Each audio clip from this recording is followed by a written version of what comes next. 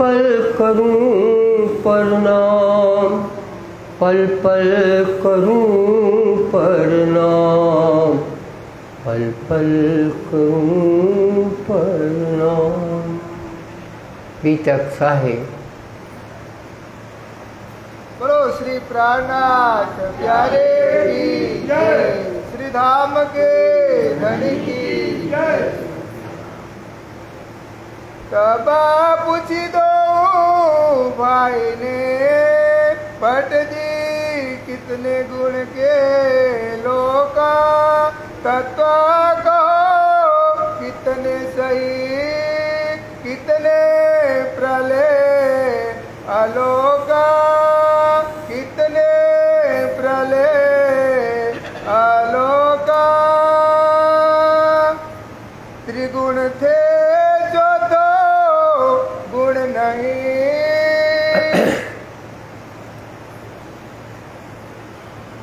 सुंदर सा जी, अपन ध्यान करें। श्याम जी का मंदिर है जामनगर में, जहाँ देवचंद जी कथा सुनने जाते थे। अब उन्हीं के बनाए ये सुंदर साथ हैं, और उसमें विशेष ये बात है, दोनों ही परमधाम की सखी हैं। उसमें भी ये भी महत्वपूर्ण है, वहाँ जो सखी इंद्रावती सिरदार है धाम में, पन्ना धाम परम धाम में, वो सिरदार सखी यहाँ इस श्याम जी के मंदिर में आई हैं। दूसरी सखी है गुणवंती बाई की वासना है, वो गोवर्धन ठाकुर हैं, महराज ठाकुर के बड़े भाई हैं। गुणवंती बाई यानी कलावती सखी नाम से मैसूर तंत्र में उसका बड़ा ही गुण और सहयोगी कार्य खेल में जो खेल होते हैं, जो सखियों के आपस में समाधान की बातें हैं, ये सब बड़े महत्व से इस सखी का नाम आया है। मैसूर तंत्र में हजारों सखियों के नाम आए हैं, और वो अपने बहुत मतलब की किताब है। इसमें हमारा यहाँ तात्पर्य है, ये दोनों ही सखी परम धाम में सिरदार स्तर की हैं। कौन कौन? इंद्रावती और गुणवंती बाई। यहाँ ये दोनों सगे भाई हैं, आकर खड़े हो गए हैं। इनके साथ में इनके पिताजी भी हैं, केशव ठाकुर साफा बांधे हुए हैं, चूड़ीदार सराय पहने हैं, शेरवानी पहने हैं, कमर में रंगीन पटका बंधा है, तलवार भी टंगी है और तिलक भी लगा है। ये क्षत्रिय परिवार के लोग हैं। इनके बाहर घोड़े खड़े हैं, जब ये घोड़े से ही वापस घर जाएंगे।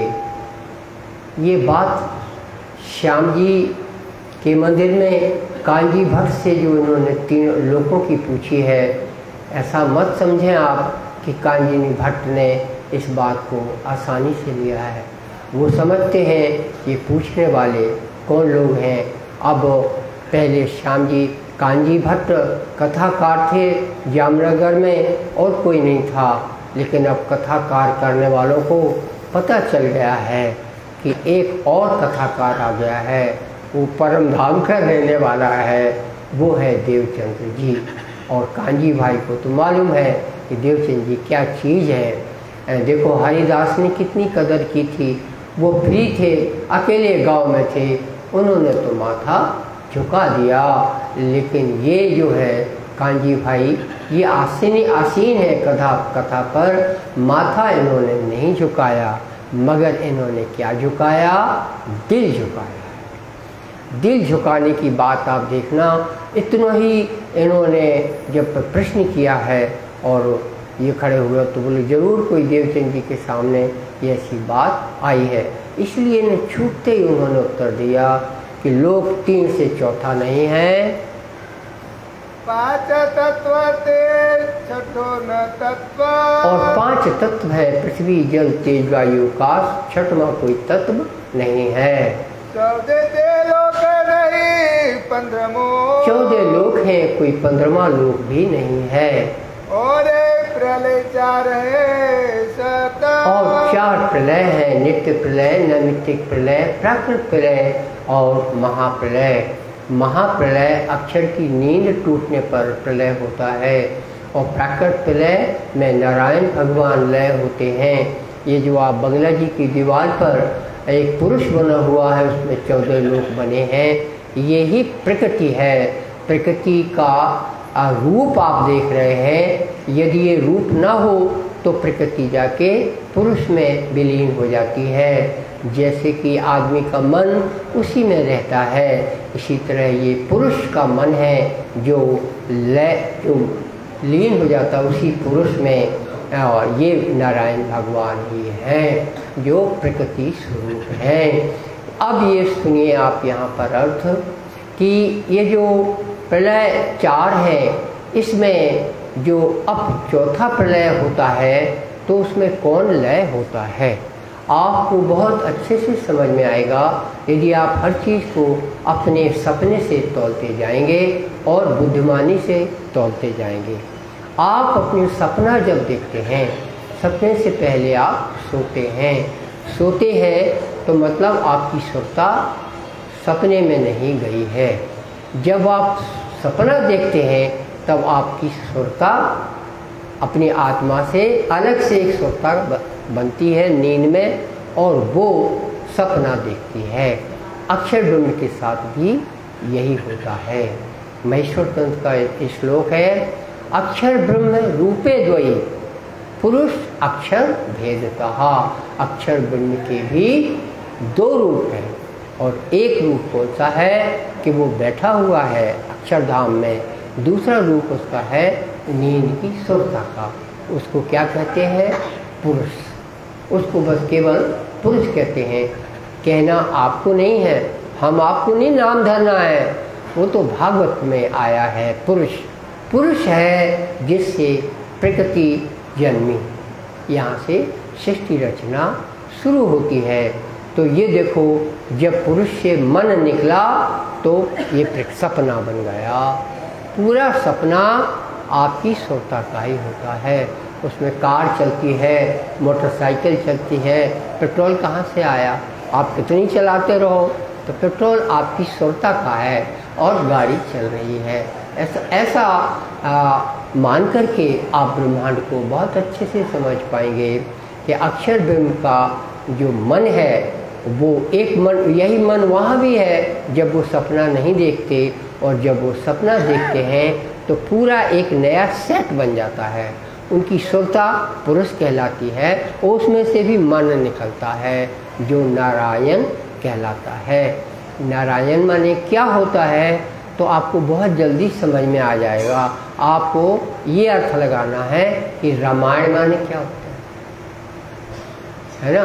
तो रामायण माने होता है जिसमें राम बसा हो, राम का चरित्र लिखा है, तो आपको राम समझ में आ गया। नारायण का मतलब है जो नार है, जो माया है। नार माने माया भी है, नार माने स्त्री भी है, और माया स्त्री भी है। तो उसमें जो बसा हुआ है वो नारायण। कितना शास्त्र का कितना खुला हुआ मायना है। आप नारायण को भगवान बोलिए, ब्रह्म बोलिए। महद ब्रह्म पुरुष कहलाता है, ये महद ब्रह्म भी नहीं है। लेकिन अक्षर ब्रह्म को कुछ भी देखना है तो वो उसकी आँखें नारायण ही है। नारायण से ही वो ब्रह्मांड को देखता है। ये भागवत बोलती है, दृष्टुहु ईश्वरः, ईश्वर की दृष्टि है ये नारायण। भागवत का मैंने श्लोक बोला आपको। शास्त्र बहुत ज़्यादा सफाई करना चाहता है, लेकिन तारतम्य के अभाव में कोई पकड़ नहीं सका है, और तारतम्य भी अभी दुनिया के पास पहुंचा नहीं है। किनके पास पहुंचा है? मुट्ठी भर लोगों के पास। दुनिया की तो आबादी कितने करोड़ है? 8-10 या 110 करोड़ है। 137 नहीं, मैं इसकी नहीं बोल रहा था, इंडिया की नहीं बोल रहा था, दुनिया की बोल रहा था। ये तो 140 हो गई है। अपने देखते देखते 125 थी जब मोदी आए, और फिर 130 बोलने लगे, फिर है 135 बोला ही नहीं है, फिर एकदम सीधा 140 बोला। तो मुझे लगता है 4-5 साल में 145 बोलने लगेंगे। हर साल का 1 करोड़ जनता बढ़ रही है। इसीलिए ये सब UCC जो चल रहा है, सिविल कोड 1 होना चाहिए, उसका मूल कारण यही है। और अब अपन अपने विषय पर आए कि जो दुनिया की आबादी है 140 करोड़ भारत की है, या आप इसमें भी बोलो तो 800-900 करोड़ ही होती है दुनिया की आबादी। तो उसमें परिणामी तो मुट्ठी भर हुए ना। ये मुझे मुट्ठी साबित करने से आपको 140 करोड़ में भी मुट्ठी है, तो बढ़ क्यों नहीं रहा है? क्योंकि हमें तारतम्य के साथ में शास्त्र लेना पड़ेगा। कबीर वाणी भर से तो काम चलेगा नहीं। तो महेश्वर तत्व जिसमें ये बोला गया हो कि परम धाम से सखियाँ आई हैं, भागवत में कोई दिखा दे, नहीं लिखा। और जबकि सखियों का वर्णन है, ब्रजलीला, रासलीला सब लिखी है, लेकिन एक लाइन चाहिए थी कि ये परम धाम से आई है। वो बोल नहीं सकता था सुखदेव। अगर बोल देता तो वो आपसे ज़्यादा तेज था। परीक्षित वो बैठा, उसे 4 दिन बाद मर जाना है, लेकिन वो पूछता है कि ये परम धाम कौन है, इसका मुझे अच्छे से हाल बताओ। अब परम धाम का हाल बताने जाएंगे तो उसकी उम्र पूरी हो जाएगी, तो ना उसे वैकुंठ मिलेगा और ना उसे परम धाम मिलेगा। इसलिए बताने वाली की जो जवाबदारी है सुखदेव की, वो अपने मन से आया है। ये कितने यहाँ पर सुखदेव मुनि जो बोल रहा है, इसके बाप भी वहाँ बैठे हैं, व्यास, व्यास के भी बाप पाराशर बैठे हैं, पाराशर की भी बाप वहाँ बैठे हैं। इतने तो 4 बाप एक ही के बैठे हैं। ऐसे कितने मुनि अपने आप आ गए। सबको बड़ा धोखा था कि परीक्षित का ये ऐसा घटना क्यों हो गई। तो इतने जब बाप के बाप के बाप हैं, तो भागवत यहाँ गाड़ी पे बैठने किसको आना चाहिए? हैं नंग धड़ंग 16 साल की उम्र वाला सुखदेव मुनि आया। सब उसके बाप के बाप है, सब खड़े हो गए। सुखदेव मुनि है, उतनी पहुंच उसकी नहीं है। तो इंद्रावती बोलती है ये अक्षरधाम से सुरता इसकी आई है, इसका दिमाग स्पेशल काम करता है, स्पेशल बात को समझता है। अधिक अमृत सुखे सींचिया तिन दिखाए दरवाजे पार। भागवत तो चली रही है जो व्यास जी ने उसको सुनाई थी, लेकिन जब ये बोलता है तो दरवाजे खुल जाते। ये आपके प्राणनाथ जी बोल रहे हैं। इस तरह से उसी भागवत को हम नकारते भी हैं। हमें भागवत से क्या मतलब? तो ये इंसान नहीं बोलता, ये कलयुग बोलता है जो आपको परमात्मा से दूर करता है। और पर राज्य की ओर से यही सजा होती है कि तुमको बहुत ही लगता है ना कि ये वो नहीं है, चलो तुम नाम ही मत लो, जीते रहो।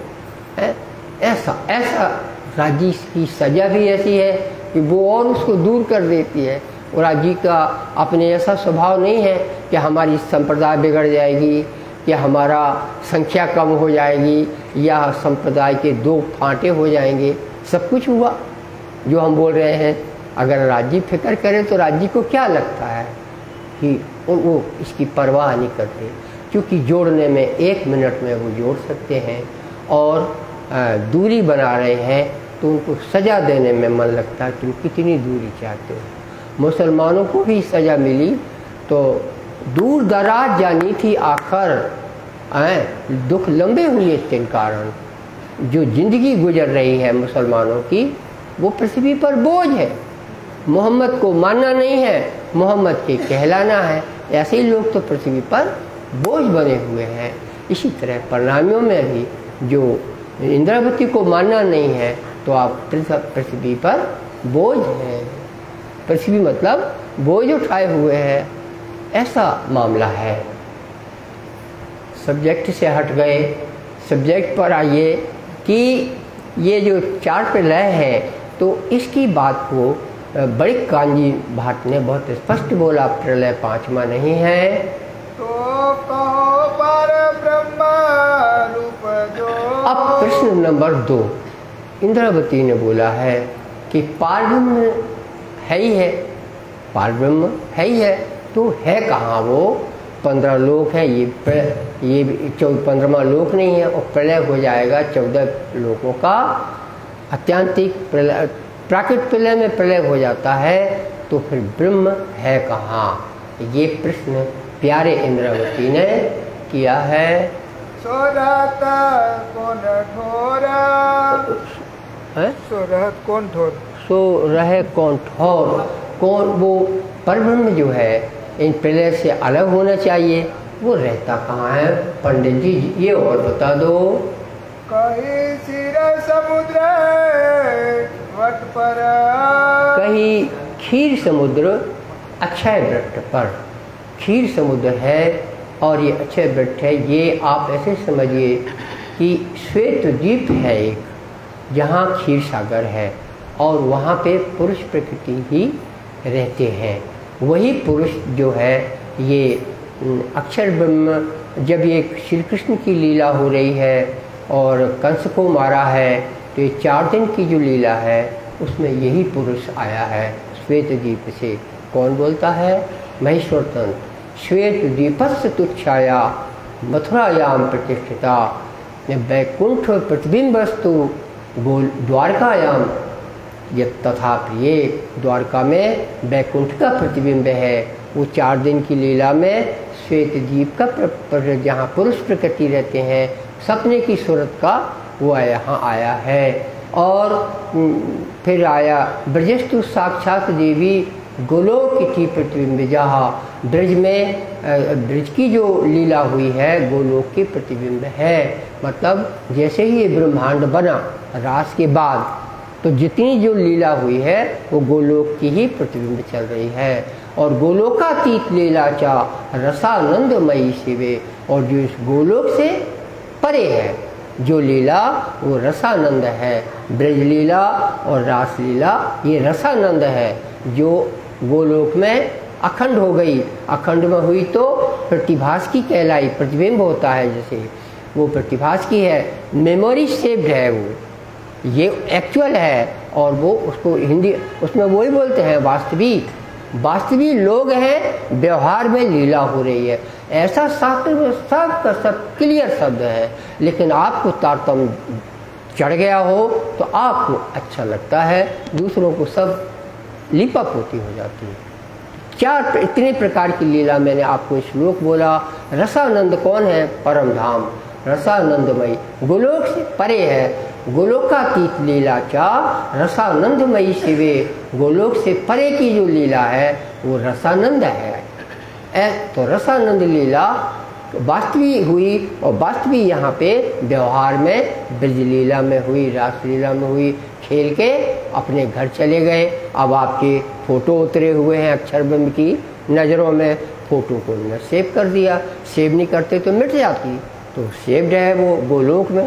पूरा मोबाइल थ्योरी चल रही है, आप मोबाइल में कितना सेव करते हैं, वो अक्षर ब्रह्म भी करता जा रहा है। पूरे ब्रह्मांड की जो लीला है वो सेव होती जा रही। अब वाणी बोलती है अक्षर के हृदय में सेव हो रही है। सेव ही बोलूँगा मैं, क्योंकि सेव सब कोई जानता है, सब मोबाइल धरे रहते हैं, सेव करते हैं। नाम नहीं कैसे निकालोगे? नाम सेव कर दिया तो नाम निकल रहा है, तो सेव कर लिया अक्षर ने अपनी मेमोरी को, जो कुछ उसको याद में आया, मैंने देखा। उसको सेव नहीं कर पाया वो, जब वो खुद अक्षर में बना कृष्ण बना हुआ खेल रहा था कि नहीं। आत्म तो अक्षर है ना, कौन रास खेल रहा है? अक्षर नहीं खेल रहा है क्या? जब आत्म अक्षर की है कि आपको पता नहीं है? नहीं पता ना। अक्षर ब्रह्म आत्मा है, राज्य का आवेश आत्मा पर है। आवेश के ऊपर तो आवेश हमेशा आत्मा के ऊपर आता है, पत्थर पे नहीं आता, दीवार पे नहीं आता, और किसी जीव सृष्टि पर नहीं आता। आएगा तो ब्रह्म सृष्टि पे आएगा, ईश्वर सृष्टि पे भी नहीं आता। तो उसको चाहिए सखी, तो सखी इंद्रावती पे है, उससे पहले सुंदरबाई पे था। आवेश किसी न किसी पे सवार रहता है। और उदाहरण दे तो खराब लगेगा, आदमी को भूत लगता है तो दीवार को लगता है भूत, किसको लगता है? इंसान को लगता है। आत्मा चाहिए कि नहीं? भूत किसको लगता है?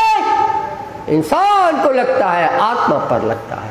अब मंत्र फूंक के बोलता है नाम बोल, वो है मोहनलाल खरे, लेकिन बोलता है मैं रमणी बाई हूँ। वाह, आदमी बोलेगा मैं रमणी बाई हूँ, क्योंकि रमणी बाई भूत बन गया, वो नाम होता है, उसको आवेश है ना भूत का। इसी तरह से अक्षर आपको लेकिन समझ में कितना आया, पर उदाहरण कितना खराब है। राजी कहे ऐसा जहाँ देखो वहीं ये उदाहरण देना पड़ता है, समझ में आ जाता आदमी को। आवेश इस तरह से आवेश काम करता है। तो ये अक्षर का मैं बोल रहा था, वो जो उसने खेला है वहाँ बैठ के वो याद नहीं रहेगी। मेमोरी क्यों नहीं रहेगी? उत्तर नहीं आता आपको। वो सपना है। सपने में अभी भी आप सपना देखना, जिंदगी पड़ी है आपकी। हमें इतना भर कभी फ़ोन पे बता देना, आज हमने सपने में हम जान गए कि हम सपना देख रहे हैं, इतना आपको सूचित करना। मैं आपको चेक भी दूंगा। आप सपने में ये नहीं बोल सकते कि मैं सपना देख रहा हूँ। अक्षर ब्रह्म भी नहीं बोल सकता इस ब्रह्मांड में, जिसमें श्याम बिहारी बोल रहा है कि मैं सपना देख रहा हूँ। राजी ने क्या किया है? अक्षर ब्रह्मांड देखते ही रहता था। वो सोच रहा है मैं वही ब्रह्मांड देख रहा हूँ जो जागृत में देखते थे, क्यों स्वप्न में देखने लगे। उनका काम ही था सपने देखना और ब्रह्मांड देखना, और ब्रह्मांड अब देख रहे हैं। उसको पता ही नहीं है कि सपना चल रहा। ब्रजराज भी निपट गया। आत्यांतिक प्रलय अगर हो जाता तो सब बिगड़ जाता। आत्यांतिक प्रलय नहीं हुआ, अक्षर की नींद नहीं टूटी। चौथा प्रलय नहीं हुआ, 3 तक प्रलय होते हैं। तो 3 प्रलय हुए थे रास के समय पे, प्राकृत और अत्यांतिक नहीं हुआ। और फिर से ये ब्रह्मांड बन गया, प्रकृति का फिर से आ गया, ज्यों का त्यों आया। जैसे ग्वाल बाल किशन जी ने वहाँ बनाए थे गोकुल में, तो 1 साल तक चलते रहे। वो अपनी अपनी मम्मी का दूध ज़रूरत से ज़्यादा पीते थे, और मम्मी कहे और पी ले बेटा, और पी ले बेटा, क्योंकि उसमें परमात्मा था। तो ये इनकी आत्मा के कारण भागवत बोल रहा हूँ मैं, इसकी आत्मा दौड़े तो वो हुए। और गैया अपने बछड़ों को इतना चाहती थी, वो किशन जी बछड़े बने हुए थे, तो वो इतना चाहती थी कि एक बार बछड़े वृंदावन में पहुँचे। गैयों ने कहाँ से देखा? गोवर्धन से। भागवत सुन रहे हैं आप। गैया वहाँ से उन्हें बछड़ा दिख गए वो, तो वो ऐसी दौड़ी कि ग्वाल बाल जो डंडा लिए, जो क्या बोलते हैं उसको, बरेदी, वो रोक नहीं सके। और बड़े बड़े नाले जो बीच में पड़े, नाक के बछड़े के पास पहुँच गए। दूध पी ले बेटा, मेरा बछड़ा आया है। सुखदेव जी बोलते हैं ये आत्मा का असर है। पहले बछड़ा पशु था, वो पशु आत्मा जीव सृष्टि थी। यहाँ परमात्मा बछड़ा बना हुआ है। देखो गैया का प्रेम परमात्मा के लिए कैसा दौड़ा। सुखदेव ने बयान दिया है, देखो कैसे दौड़े, ऐसे बछड़ों का हुआ। हमें तो आपको ये बोलना था, ये ब्रह्मांड ज्यों का त्यों बन गया। पिछले ब्रह्मांड के और इस ब्रह्मांड में बीच में करोड़ों साल निकल गए, खाली रहा। वेद प्रार्थना करता रहा है, हे भगवान तुम कहाँ चले गए? तो फिर गोलोक उसको दिखाई दिया। तो बोले हमें इसी तरह बैठने से सखियाँ, क्या मजाल दूर बैठे। वो किशन जी को धक्का दे के बैठती हैं। किशन जी को ताकत से बैठना पड़ता है, नहीं तो धक्का खा जाए हैं। तो किशन जी को साथ बैठे बात कर रहे हैं, बोले मुझे भी बैठा लो ऐसे, बस और हमें कुछ नहीं चाहिए। तो उनके लिए ज्यों का त्यों ब्रह्मांड बना करके, और उनको जैसे इंद्रावती का खोखा गोकुल में है वहाँ, और खोखा में एक वेद ऋचा बैठ गई जाकर। अब वो फलानी बाई कहलाती है, पूरा वो उस रास देख के आई है, दर्शन करके आई ना गोलोक ये वेद। तो यहाँ पे उनको लगता हम तो रास देख के आए, हम तो रास खेल के आए। ये ऐसा ही इनको लगता रहा। ये नहीं खेली रास में, वाणी बोलती है, लेकिन इनको लग रहा है। तो उद्धव समझाएगा तो क्या समझाया इन्होंने? उद्धव को समझा दिया। क्योंकि ये रास की देखी हुई है, तो इन्होंने उद्धव को समझा दिया। ये ब्रह्म ज्ञान है उच्च कोटि का, प्रलय से संबंध रखता है, तो ये बात उठती है। इससे आपको एक्स्ट्रा ज्ञान मिला है। चौपाई के लिए चौपाइयाँ नहीं चली अभी तक की, आपको इसका अफसोस या कोई देरी हुई। कुछ लोग कुछ सोचते हैं, ये सब उनका सोचना राज्य से दूरी बढ़ाएगा। राज्य से निकटता जिसको चाहिए, वो जो कुछ हमने बोला है उसको स्वीकार करें कि इसमें आपका समय बर्बाद नहीं हुआ। आपकी जिंदगी में आपका अवतार सफल हो गया। आपको रहस्य मालूम पड़ा तो अवतार सफल होता है। आपने मनुष्य जन्म लिया तो आपको ये सच्चाई मालूम पड़ी। पढ़ो किताबों में, दूसरों के लेख पढ़ो, ये मिलेगा ही नहीं ऐसा जो जैसा हमने बताया है, क्योंकि किसी को समझ में आया ही नहीं है। मैं बड़े बड़े आचार्यों की बात कर रहा हूँ, मैं आप बोलो पन्ना के कोई लेखक की बात, मुझे पन्ना नहीं दिखता, मुझे बनारस दिखता, मुझे हरिद्वार दिखता और वृंदावन दिखता है, जहाँ पोथियाँ चल रही हैं, करोड़ों रुपए के दान रोज प्रतिदिन आते हैं और अर्थ आता नहीं है। श्याम सुंदर को मानते हैं लेकिन श्याम सुंदर को जानते नहीं हैं, उनकी ज़िंदगी निकल रही है। आप श्याम सुंदर के बारे में जानते हैं पर आपको लगता है समय ज़्यादा लग गया। तो मैंने बोला कि आप कोई ऐसा मत सोचना, राज्य को गुस्सा आएगी तो आपको दूर कर दें। समय आपका अवतार सफल हुआ है, आपने मतलब की बात सुनी है, सारा अभी तक सुनना आपका काम आ गया, क्योंकि आपने मतलब की बात को सुना है। तो चार पहले से नहीं है मात्र तो उत्तर देना था कि वो परब्रह्म कहाँ रहता है। तो महेश्वर तंत्र में तो आया कि परब्रह्म अद्वैत में रहता है। उसकी पहचान ये है कि यमुना नदी बहती है, यमुना नदी के एक किनारे पर अक्षरातीत धाम और दूसरे किनारे पर अक्षरधाम है, लेकिन और कहीं लिखा नहीं है ऐसा। तो परब्रह्म की समस्या है सबके लिए और आपके लिए खिलौना है। आप कहते हैं आप इसमें लगे हैं हमें क्या मानना है और क्या नहीं मानना है। आपके रुआब की क्या खाई जाए, आपके दिलो दिमाग की मैं क्या बोलूं कि आप कहाँ पर हैं और दुनिया कहाँ रो रही है, भटक रही है। देखो अब भी बोलेगा वो कौन, कांजी भट्ट। ये बात ब्रह्मा से नहीं होगी, वो टूरा को बोलेंगे जो लड़का 12 साल का है। क्यों बोल रहा है कांजी भट्ट? ये देवचंद जी से समझे हुए लोग हैं, इनको सीधा सीधा जवाब दो। इसका ब्रह्मा भी अर्थ नहीं बता सकते, क्योंकि इंद्रावती ने ये प्रश्न किया है। ये जो आप बोल रहे हैं अंगूठे जैसा अक्षय वृक्ष पर किशन जी बना हुआ है, तो ये जब प्रलय हो जाएगा तो फिर ये कहाँ रहेगा? उसने बोला ये ब्रह्मा नहीं बता पाएगा। Chapter close. एक ही उत्तर में ब्रह्मा नहीं बताएगा, मैं क्या बताऊं। सो तो गुण तुम्हें न कहो, सो तो गुण तुम ना कहो, चौथो गुण तुम ना कहो। हाँ मैं उंगली रखू पढ़ लूँ। चौथो गुण तुम ना कहो। ये बोला कि हे पंडित जी आपने चौथा गुण नहीं बोला, छठो तत्व ना कोई, 5 से छठा तत्व नहीं बोला, लोक कहो नहीं 15, लोक भी 15वां कहा नहीं है, रहे कौन ठोर सोई। तो वो ब्रह्म पार ब्रह्म जो है वो कहाँ रहता है? तब भट्ट की सुध बुध गई, भट्ट की सुध बुध चली गई।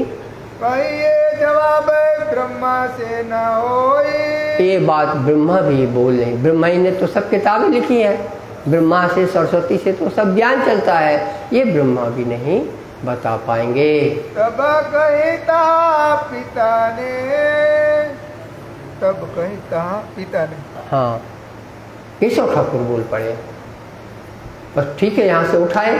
केशव ठाकुर ने बोला आप यहाँ कथा सुनते हैं दोनों भाई, वहीं कथा सुनते रहिए। ये डिस्पोजल हुआ है, घर में जो लड़ाई छिड़ी थी भाइयों की, उसका पिताजी ने ये डिस्पोजल किया, निराकरण निकाला कि तुम्हारा ज्ञान सही है, तुमने पंडित जी को चुप करा दिया, तो मैं तुमको क्या बोलूँ कि वहाँ सुनने ना जाओ। जिंदगी भर के लिए केशव ठाकुर को भी समझ में आ गया कि मेरे घर के लड़के तेज हैं, तुम्हारे चित आवे करो सो, जैसा तुम्हारे चित्त में आए वो तुम करो। या बात नवतनपुरी में भई, इस प्रकार से नौतनपुरी में ये लीला हुई। दो भाई से चर्चा कहीं थोड़ा, दो भाई चर्चा में आपस में भी परिचर्चा करते हैं, मस्त रहते हैं ज्ञान में। सो भी तक कालो कहूँ, इसकी मैं भी तक कहाँ कहूँ जो दोनों भाइयों ने परस्पर आपस की बहनें रहीं भयो प्रेम दो में जोरा, और दिनों दिन इनका प्रेम आपस में बढ़ता ही गया। बरस 24 मास 10 ये 24 बरस और 10 मास जो अवधि हुई देवचंद जी का पीरियड इन लोगों को मिला। ऊपर भय 5 दिन 5 दिन ऊपर से हो गए हैं, गिनती हिसाब लाला जी ने लिख दी। तालो सोबत रहे ये देवचंद जी की सोबत इनको मिली। बीच गिरो मोमिना बीच मोमिनों के समाज में ये इंद्रावती और गुणवंती बाई ने इस तरह से देवचंद जी के साथ समय निकाला। गुणवंती बाई का बीच में धाम गमन हो जाएगा। इस गोवर्धन ठाकुर तो ये राज्य की लीला अलग चलती है। ये आदमी मरता है जीता है, इसको सिवा राज्य के कोई नहीं जानता। अब अच्छा खासा इनका प्रेम चल रहा था, गोवर्धन को उठा लिया। वो गुणवंती बाई बस न थी, उसको उठाया। जब वो बालबाई का भी आएगा इसमें, पर मैंने बोला इस तरह इंद्रावती को ये 24 साल की मिली। उसका भी मैं कल बोल रहा था 8 साल उसमें भी माइनस हो जाएंगे, क्योंकि वो 4 साल मस्कत में रहे और 3-3.5 साल यहाँ रहे धौरा जी में, या मिनिस्टर रहे। क्योंकि घर से भाग गए थे, भाभी ने बोला वो तुम्हारे गुरु का बोला हुआ नहीं आया, तो मस्कत बंदर से आए तो गुआ। उन्होंने बोला आज ब्यारी नहीं कर रहा यहाँ घर में, ये घर रहने लायक नहीं। तो एक गाना है, उस गली में पाँव धरना नहीं, जिस गली में तेरा घर न हो साजना, उस गली में पाँव धरना दे। इन्होंने छोड़ दिया और धोरण अभी आने वाला है ये सब। हाँ, संवत 1712 संवत 1712 की बात है। भाद्र मास उजाला पक्ष, भादो मास और उजाला पक्ष। भादो का अश्विनी आ जाती है, शुक्ल पक्ष का महीना है। चतुर्दशी बुधवार की, बुधवार का दिन है, चतुर्दशी का दिन है। हुए दृष्टा अलख, हुए धनी अलख है। राजी देवचंद जी का अंतर्धान का ये तिथि है।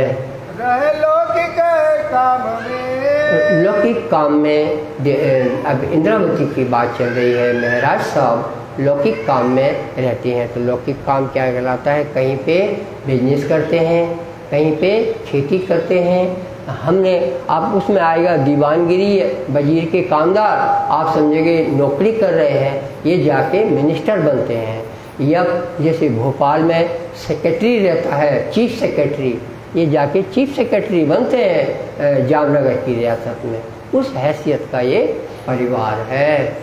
वजीर के कामदार, वजीर के कामदार जाके बने, माने चीफ एग्जीक्यूटिव ऑफिसर बने। ये आज जो नाम होता है कामदार का, चीफ एग्जीक्यूटिव ऑफिसर। तो जामनगर की रियासत ही क्या है, ये जाके वहाँ चीफ सेक्रेटरी बने, मुख्य सचिव बने जामनगर रियासत के। लौकिक में से जुदे हुए, और लोग इसमें से जो जुदागी इनकी आती थी, डिस्टर्ब हुआ, जो काम पे चले गए, तो रहे तरफ परवरदिगार, परवरदिगार की तरफ रहे आए, परमात्मा के पास राज्य से जुड़ाव इनका कभी न टूटा। श्री मोहम्मद कहे मोमिनो, मोहम्मद जी कहते हैं परम धाम की बुद्धि सुंदर साथ को ताकीद करती है। जिन पर हुआ मेराज, जिस पर मेराज हुआ है, राजी के दर्शन जिनको हुए हैं, सो खासल खासे उमत है, सो खासल खास, और वो परम धाम की सखियां ही हैं, उन्हीं से ऐसा संभव है। तन मारे डरत हक काज, ये तन मार डारत हक काज। अब आप भी तक सुनेंगे, जिसमें ये बताया जाएगा कि इंद्रावती अपने शरीर की किस तरह कुर्बानी करते हैं राज्य के खातिर।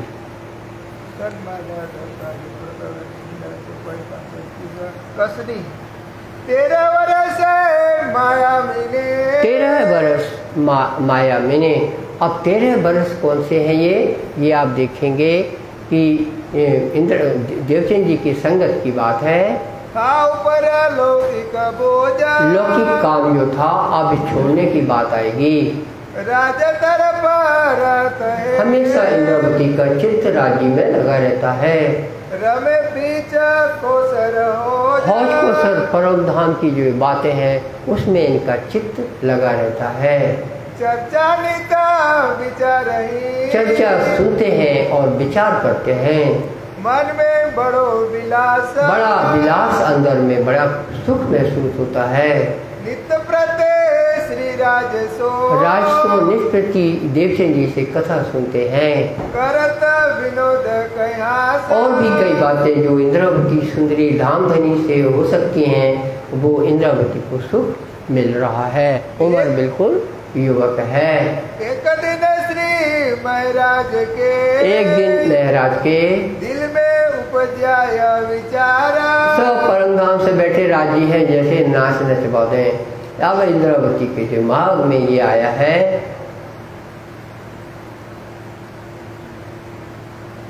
हम आए अरस से, हम परमधाम से आए हैं। इंद्रावती के दिल में दिमाग आया, भेजे परवरदिगार, राजी ने हमको भी यहाँ भेजा है। तो हमारी उजता श्री राजसो, तो क्या हम राजी से इतना नहीं बोल सकते? आगे कछुना चलत, तो क्या हम राजी से इतना नहीं बोल सकते कि हमें भी परमधाम वैसा दिखे जैसा देवचंद जी को दिखता है। ये कहाँ से आए? परमधाम से। हम कहाँ से आए? परमधाम से। इनको दिखता है वैसे ही का वैसे ही हमें क्यों नहीं दिखता है? हम क्यों ना देखे धाम को, हम क्यों ना देखें अपने धाम को, अपनी जो बीतक, हमारी अपनी बीतक हमको बिल्कुल खुलासा दिखना चाहिए। श्री देवचंद जी से, श्री देवचंद जी के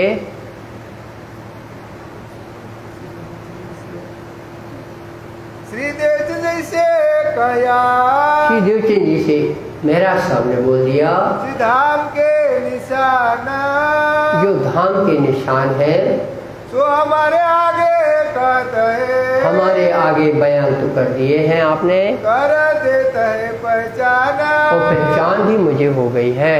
हमारा धनी धाम का, हमारा धनी धाम का श्री राज जी जुगल किशोर, क्या दिन से ये नहीं होई, क्या वो हमारे लिए इतना नहीं कर सकते? हमें अरस अजीम की, हमें परमधाम भी जो का त्यों देखना चाहिए। थोड़ा दिखावे सोई, सब चीजें बढ़िया दिखाएं। राजी बोले देखो ये तुम्हारा हौज कोतर है, तो हमें देखने लगे। 24 हाथ का फुहारा होता है परमधाम में, एक आपको पता हो, बीच का एक फुहारा उठता है, खूब ऊंचा चला जाता है, फिर वो 24 भागों में बढ़ता है गिरने की जगह।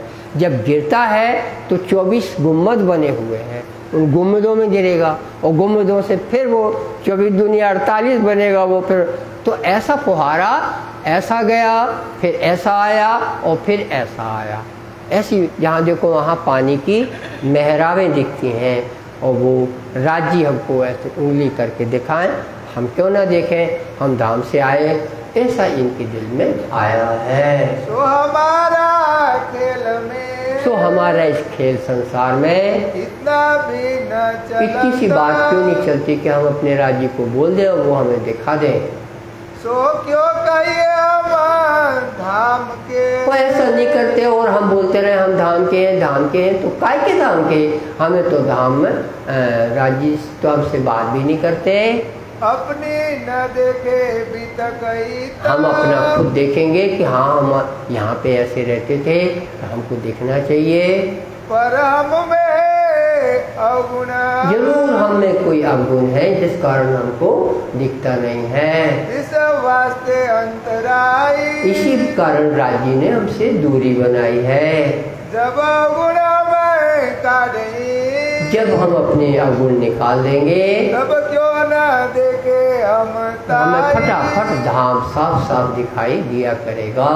इस वास्ते अवगुण को, इसलिए अवगुण पे प्यारे महाराज साहब का ध्यान अपने अवगुण पे चला गया, जिसमें एक भी अवगुण नहीं है। उसका ध्यान गया, मैं अपने अवगुण निकालूंगा। अब क्या करेंगे वो? रोटी कितने खाते? भैया आपको बोलना पड़ेगा, कितनी रोटी खाते हो? जी अपने साहब महाराज साहब कितनी रोटी खाते हो? 5 खाते हो। मान लिया हमने। जो बोलेगा लड़का 5 रोटी खाएंगे। अब 5 रोटी से तोड़ते तोड़ते एक कौर खा, केवल एक कौर खाएंगे, वो 2 पैसे टके भर आएगा उसमें। तो टके भर तुम जानते नहीं हो, जमाना निकल गया टका क्या होता है। तो आप ऐसा समझ लीजिए 1 ग्राम समझ लीजिए, 1 ग्राम की खाना खा। दाल भी रखी है, क्या क्या रखा थाली में, खीर भी रखी है, सब कुछ रखा है, रोटी का भी अब थोड़ा सा टुकड़ा खाने लगे हैं। अभी चुपाइयाँ आएगी, हमको आदत है एडवांस में बताने की, ताकि आपको चुपाई समझ में आए। फिर हम अलग अलग कहाँ अर्थ करते, अब आप समझते जाएंगे। इस वास्ते अवगुण को अब अवगुण निकालेंगे प्यारे महाराज साहब। ढूंढने लगे जब ये सोचा, जब इस तरह से नजरों जो कोई आया, जो लगा उनको अवगुण नजर आया, काट दिया तब सब, उसको त्यागते चले गए। ये भी अवगुण है, इन्हीं को ही सोचना है ये मेरा अवगुण है। श्री देवचंद जी के आगे, देवचंद जी के आगे आए करे अर्ज करते हैं, दरखास्त करते देवचंद जी के सामने, मेरे जो अवगुण मुझको, मेरे अवगुण आप बताइए क्या है। ढूंढ दे वो आपसे सुनना चाहता हूँ मैं, मेरे अवगुण क्या है। तब देते उत्तर, देवचंद जी मीठी आवाज से बोलते हैं, तुम में नहीं कोई अवगुण, हे प्यारी इंद्रावती, तुम्हारे पाक पवित्र हो, तुम में कोई अवगुण नहीं है। तुम निर्मल आत्मा धाम की, तुम धाम की निर्मल आत्मा हो प्यारी इंद्रावती। इंद्रावती उत्पन्न, इंद्रावती जैसी आत्मा तुम्हारे अंदर कोई अवगुण नहीं है। फिर अपने दिल में ऐसा दिल में लेके करने लगे विचार, फिर पुनः इंद्रावती महाराज साहब विचार करते हैं कि हमको धाम दिखता क्यों नहीं है। श्री धामधनियों कहते हैं, यो इस तरह से हमने धामधनी को मुहे चलना इन पर हुआ, मुहे चलना इन पर। हाँ, मुझे जैसा बोला देवचंद जी ने, मैं उसे भी चलना है। सुनत मुख श्री चर्चा, जब बात चर्चा सुनते हैं, श्री देवचंद जी की जब देवचंद जी की चर्चा सुनते समय, चर्चा की चर्चा, देवचंद जी की चर्चा पूरी हो गई। अब जो सुंदर साथ है वो उनके साथ महाराज साहब की चर्चा परिचर्चा कहलाती है, वो चल रही है। करत साथ आगे सब, सुंदर साथ के आगे बात करती सुंदर साथ भी पहले श्यामा जी से सुना, अब इंद्रावती के मुख से सुनता है। वचन वर्णन करत है, वचन जो वर्णन चल रहा है देवचंद जी ने किया है, उसको फिर ये अब बोल के इनका भी मन भर गया और सुंदर साथ को भी अच्छा लगता है कि प्यारे महाराज साहब के मुख से सुनने में भी बहुत ही अच्छा लगता है। लेते अपने सिरा, देते अपने से जो वचन आते जब इस तरह के कि हमें भार के लेना है, तो इंद्रावती अपने भार लेती है। इंद्रावती ने एक भार लेने पे बात बोली है, माथे ले से तेने कहूँ छू, बीजा न करजो दुख, तमें तुम्हारी माया माँ है, सहजे भोगवजो सुख। किसी को डिस्टर्ब नहीं करना चाहते ये इंद्रावती जी बोल रहे हैं। आपका मन नहीं भर रहा है, आप अपने मस्त रहिए। हम तो उसको कह रहे हैं जो इसको माथे लेना चाहता है, वो बात आ रही है इनके ऊपर। अभी जो कुछ देवचंद जी बोलते हैं ये सब अपने माथे लेते हैं। मोको जो कहता है, ये जो मेरे लिए देवचंद जी ने बात बोली है, मोको चलना इन पर, मुझे इसी पर चलना है। मैं देख रहा हूँ मैं कोई फर्क तो नहीं है। यह विचार करके, ऐसे विचार सोचकर साथ को दिखावत, साथ को भी वो बात बताते हैं। अपने दिल विचारत, अपने दिल में गहन विचार करते हैं। ये मोको करना जरूर, ये मुझे जरूर करना है, चाहे कितनी बड़ी कसनी वो हो। इस वास्ते अपने ऊपर सब लेकर के करने लगा बड़ा जुलम। जो अब जो कुछ भी कर रहे हैं वो कठोरता हो रही है। और लाला जी कहते हैं कि तो जुल्म हो रहा है एक लड़के के ऊपर, कि वो क्या सोचने लगा। अब हमें ये सब कठिन आइटम उठा लिए हैं। करता अपने आकार को, अपने आकार को तब उंगली रख दो, जगावे आत्म, जगावे आत्म, अपनी आत्म को जगाना उन्हें अपना उपाय निकाला है। देखो, जिसने अपनी कोशिश की है वो ज़्यादा समझता है कि इल्म ने हमें क्या बताया है।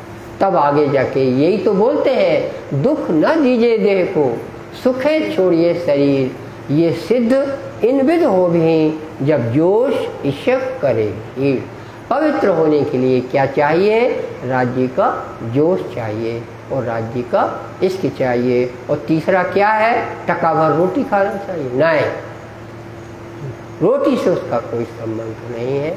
जोश आना चाहिए, इश्क आना चाहिए। इन्हीं ने बोला, क्योंकि इन्होंने भुगत के देखा है, ये इस तरह का जीवन ही ऐसा है, इसलिए परम धाम से बैठे राजी जैसे कठपुतली को चलाएंगे वैसे ही तो चलेंगे। तो महाराज साहब की ऐसा सब चल रहा है। आहार घटाना शुरू किया। उन लड़के ने बताया 5 रोटी खाते थे, अब कम करेंगे, 3 हो गई। अब क्या हुआ? 1 ग्राम रोटी खाने लगे। वो 1 कौर का भी टुकड़ा वो खाने लगे। तो भूखे रहेंगे कि नहीं? तब बोला नहीं रहेंगे भूखे। भूखे तो रहेंगे, भूखे नहीं रहेंगे। थोड़ी तो खाएंगे। क्या बोल रहा है? कुछ और नहीं, और खा लेंगे कुछ ऐसा। हाँ, तो इसलिए तो तुमको पकड़ा है हमने। ऐसा नहीं है उपवास जैसा बढ़िया केला और बढ़िया आम रस ले सकते हैं, रोटी नहीं खा सकते, ऐसा नहीं है।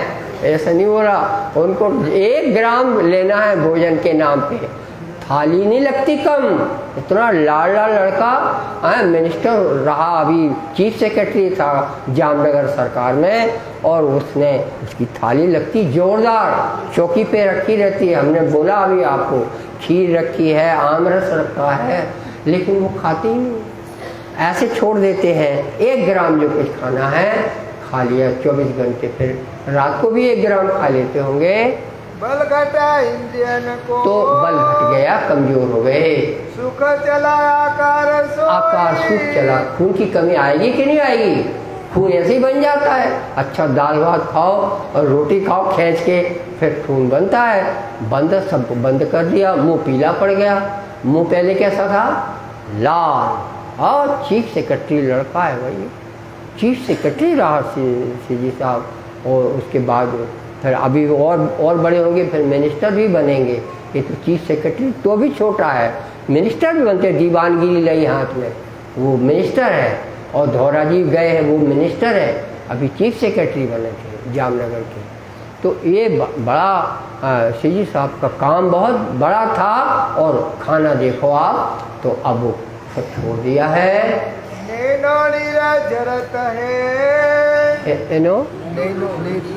हाँ, जब चर्चा सुनते हैं तो आंख से आंसू निकलते जाते हैं।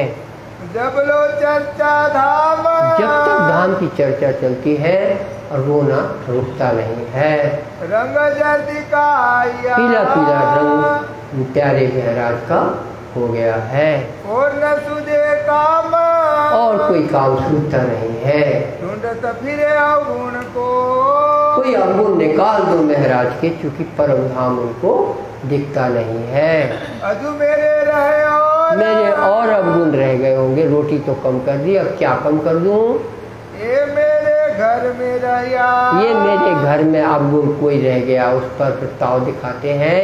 पहुंचा हादी ठोरा, उसको भी हादी से देवचंद जी को अर्पित करो, कोई अवगुण है तो। तब घर में आभूषण, तब घर में आभूषण, आभूषण। हाँ, वो मैंने कहा आया आभूषण। तो आभूषण कौन मम्मी पहने, पापा पहने, कौन गुजर गए हो, सबका लालदास जी नहीं बताते कौन गुजर गया। ये तो काफी बात की बात है।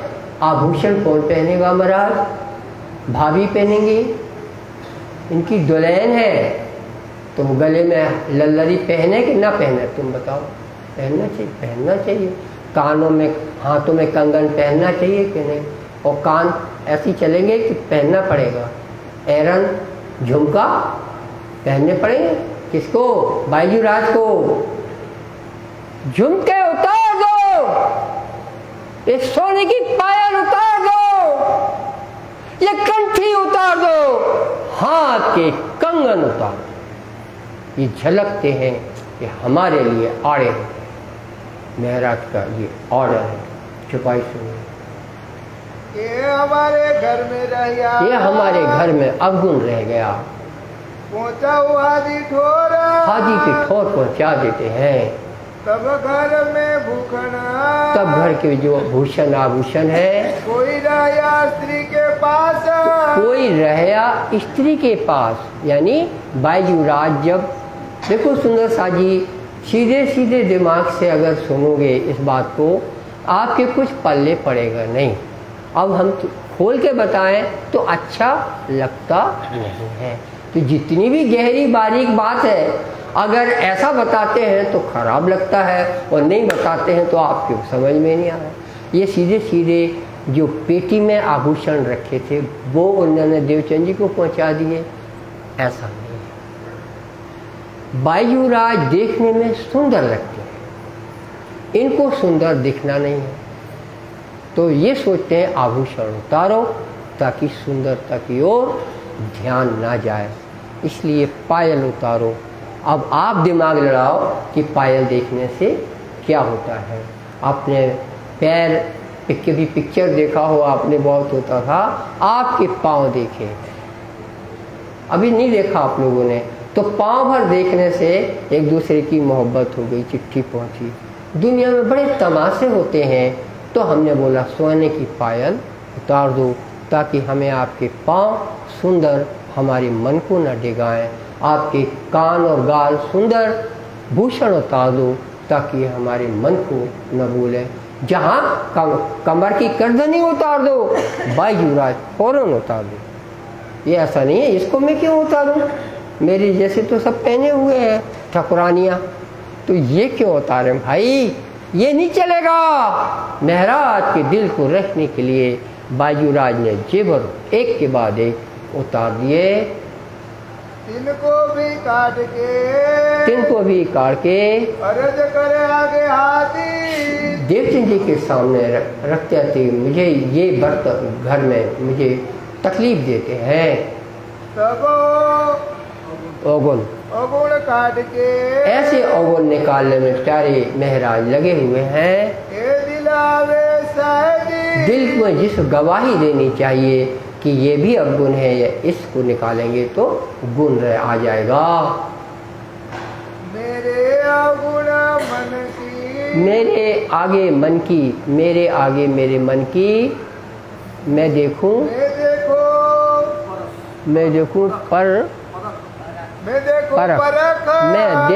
देखूं, मैं अपने मन को परखता हूँ, तो आप न जाने क्या सोचते होंगे, और हम बोलते हैं तो वो खराब लगता है। पर मैं चाहता हूँ कि आप समझो, यूं ही मेरे दिल को परखो, तो क्या समझ में आ रहा है आपके, स्त्री के आभूषण से देखने से कुछ होता है कि नहीं होता है? बोल नहीं चाहते कि हो दिलो दिमाग में, इसलिए सब उतरवाते हैं। तो बोल रहे मैं अपने मन को परखूं, अब मेरा मन अब सही है क्या? आभूषणों के उतारने के बाद भी ये जो ढीठ मन है, इसको क्या मतलब आभूषण से महाराज? आपको पता होना चाहिए, मन बहुत ढीठ है, मन बहुत दुश्मन है। बाजार में चलते कहीं देखते हैं चले एक कोई जरा सी खुशहाली बाजार में जाने से आई, खाली बाजार बंद कर दूंगा या उस चौराहे पे नहीं जाऊंगा। परख ऐसी करे मन की, ऐसे मन की परखते हैं। इनको क्या पसंद नहीं है महाराज को? सुंदर साथ जी कान में सुनिए, हमारे मन को कोई चीज अच्छी नहीं लगनी चाहिए। तो आप कहेंगे अच्छी, वाह बहुत अच्छी है, आपकी साड़ी बहुत अच्छी है, इससे कुछ नहीं होता महाराज। मन बड़ा चंचल है, उसको बोलते हैं वे कि हमारा मन क्यों चला, मुझे चिढ़ आती है इस पे। तो घर की दुल्हन के आप आभूषण उतरवा दोगे, बाहर बाजार में क्या होगा? ये लालदास जी सब कुछ बोल रहे हैं, हमारी तरह नहीं बोल रहे हैं। वो बोला नहीं जाता बड़े लोगों के साथ ऐसा, मगर हम आपको क्या सुन के चले जाते हो, यहाँ क्या चल रहा है, तो क्या चल रहा है वो हम आपके सामने रखें तो सही। गिन गिन के लालदास जी आपको बोल रहे, घर में आपने आभूषण उतरा दिए, बाजार में उतराओगे किसी का आभूषण? जाके देखो बाजार में कैसे फिरते हैं लोग। वो कहते हैं ये मेरा मन अभी माना नहीं है।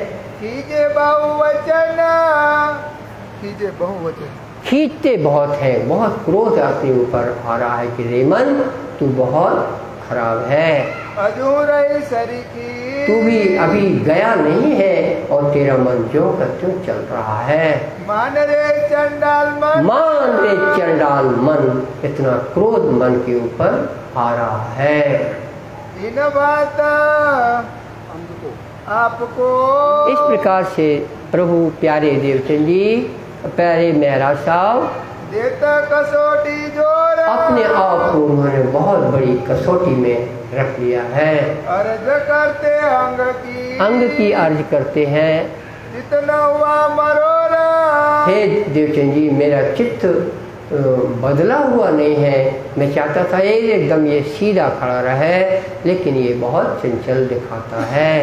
राह में चलते, जब रास्ते में चलते हैं, कोई सामे मिल जाए यार, ये इसको इस सीन को देखना, राह में चल रहे हैं तो तुम सोचोगे महाराज साहब ऐसे ऐसे जा रहे हैं, आपने दृश्य देखा नहीं है। अभी मैं आगे बताऊंगा, कोई मिला यार तो कोई यार भी थैला लिए चला आ रहा है, ये बात नहीं है।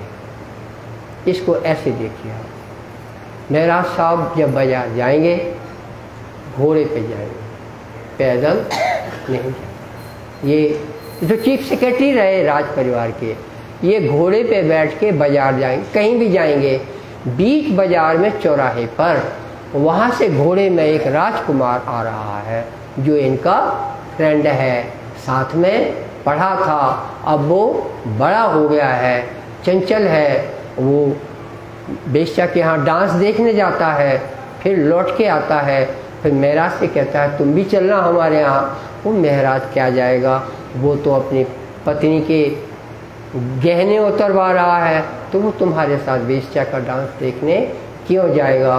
तो लेकिन दोस्त तो था ना बचपन का, तो रास्ते में तो मिलेगा महाराज कि नहीं मिलेगा? ऐसा दोस्त जब रास्ते में मिलता है तो महाराज रास्ता बदल देते हैं। बाजू में कोई कुलिया गई है उसमें घोड़े को डाल देंगे, वो आएगा जब यहाँ से निकल जाएगा, ये किसी कुलिया से दूसरे रास्ते पहुँच जाएगा। अपने आपको नहीं पता होगा जो बाहर के हैं, अभी पन्ना में हम लोग यहाँ से बलदाऊ जी के मंदिर जाना हो, बलदाऊ जी का मंदिर है वहाँ पर, इसके कम से कम नहीं है तो 5-6 रास्ते से बलदाऊ जी के मंदिर जा सकते हैं। आपको तो एक ही सड़क मालूम है, ऐसे ऐसे जाते हैं, कोतवाली आएगी, ऐसा कुछ नहीं। कितने गलियां कूचे अंदर के, उधर से जाओ, इसमें अगर ट्रैक्टर खड़ा है और मोटरसाइकिल पे तो फट से लौटाया दूसरे से चले जाते हैं। इतनी गलियां कूची यहाँ पर हैं। ऐसी गली कूची में महाराज अपने घोड़े को डाल देते थे, लेकिन दोस्त से बात करना ठीक नहीं है, हाँ, इसलिए उसको अवॉइड करते हैं। तो मुँह फिरा के चले, मुंह फिरा के चलते हैं। दिन बीच पड़े परवरदिगार, पर राज्य की याद में मेरी जो सुरता लगी हुई है उसमें ये बिघड़ डालेगा, बोलेगा तुम भी चलो, अभी हम डांस देखकर आ रहे हैं वेश्या का। वो दोस्त बोलेगा तो क्या जवाब दे, मुझे राजी से लगन लगी है, मेरी राजी लागी लगन मत तोड़ना, ये बोलेंगे क्या उससे? उसको क्या समझ में आएगा? बोले ये सब तुम काय में लग गए हो, तुमको क्या हो गया है? वो समझाने लगेगा इनको, हमें उसकी संगत, उसका सामना करना नहीं है।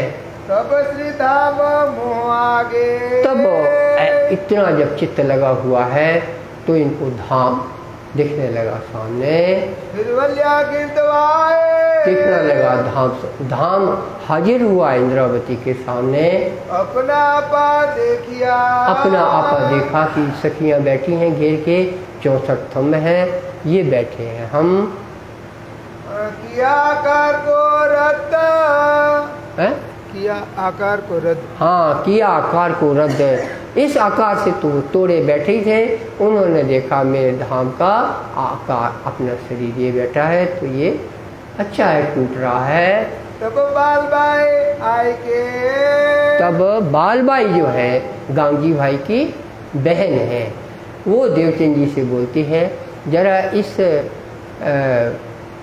लड़के का ध्यान रख करो कि इसका बड़ा भैया गुजर गया है और ये अब गुजरने ही वाला है, तो जब गुजर जाएगा तब आप बोलोगे क्या कि वो कहाँ गया।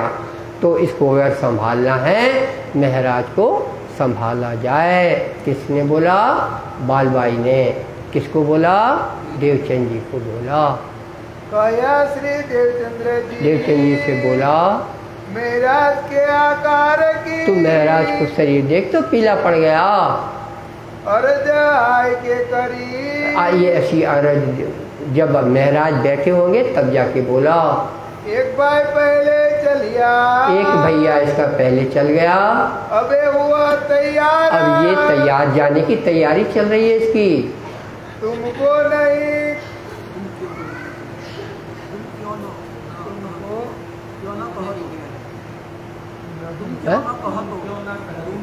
तुम क्यों ना कहते हो। हाँ, तो हे देवचंद जी आप ही बोलो, इसको रोको, ये क्या क्यों ऐसा कमजोर होता जा रहा है?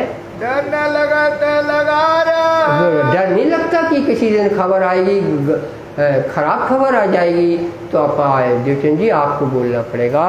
तब श्री देवचंद्र जी, देवचंद जी ने प्रश्न किया किससे? प्यारे महाराज से सवाल किया श्री महाराज, सवाल किया देवचंद जी ने, क्या है तेरे दिल, आखिर तुम्हारे दिल में क्या है ऐसा जो लगता तुमको? सो मुझे कहो आज, तो मुझे आज तुम कह डालो अपने दिल की बात। मेरे जो अवगुण मुझको, ओहो, प्यारे महाराज ने बोलिया मेरे कोई अवगुण बताओ, जो अवगुण मेरे निकलना चाहिए। इनकी धारणा है जब अवगुण बचेगा नहीं तो धाम रहेगा सामने, ये इनका निर्णय है। तो देवचंद जी को इन्होंने फिर बोला, पहले भी कुछ दिन पहले बोला था, देवचंद जी को इन्होंने बोला मेरे अवगुण बता दो क्या है, दिखाई दो तुम बता दो हमको, क्योंकि हमने तो बहुत ढूंढे। तब कहा मुझको, तब कहा क्या पहचाने आत्मा, हे महाराज तुमने हमको पहचाना नहीं है। इंद्र देवचंद जी कह रहे हैं कि राज्य का आवेश यहाँ रहता है, तो तुमको वो पहचानना चाहिए कि ये आवेश लीला का खेल चल रहा है और अपन धाम से यहाँ आए हैं। राज्य जब तक चाहेंगे तब तक यहाँ रहना ही पड़ेगा। ये सब बोला नहीं है, पर इस बोलने का ये मतलब है तुमने हमारे स्वरूप को ना पहचाना। ब्रज की बातें सुनते, अब आगे फिर ये बोल रहे हैं कि कभी ब्रज की लीला चलती थी, वो ये बात छूट गई यहाँ। ब्रज की लीला चलते पानी जरत है नैना, तब भी इनको आंख से आंसू झरने लगते हैं महाराज के। तब श्री देवचंद जी का देवचंद जी ने बोला क्यों रहे सुनते, क्यों रहे तन सुनते, क्यों रहे तन सुनते, हाँ क्यों रहे देख मेरे तन ये शरीर, क्यों रहे तन सुनते बेना। अब ब्रजराज का ही उदाहरण दिया हमने कि देखो फिर शरीर कैसे रहा, शरीर भग दिए, सौतसियों ने नया शरीर वहाँ धारण किया और तामसियाँ थीं वो भगी थीं। ये तामसी सखी है जो भगने में इनका ससुर देखते ही रहा, एक टांग यहाँ से छलांग मारी, देहरी के उस पार गई और दूसरी छलांग ससुर देखने जाएगा तो रास्ता खाली। भक्ति नहीं देखा किसी ने सखियों को, जो झांक के देखेगा वो इंसान पंचतत्व का, वो क्या देखेगा, इनकी सड़क खाली। वहाँ योग माया ने आगे लोग रोक दिया, तो देखो कैसे तुम्हारे तन चले। कया मेरे आगे धाम की, मेरे आगे धाम की, मैं इंद्रावती बोल रही हैं देवचंद जी को, बात करो जो तुम धाम की बात फटाफट बोलते रहते हो, तो हमको लगता है कि हम धाम की बात क्यों ना बोले ऐसे ही। तब पानी नैनो जरत है, तो वाणी इसलिए आँख से आंसू निकलते हैं। सुख पाऊं न हुकुम कम, मैं सुख पाता हूँ, अब आपका क्या हुक्म है?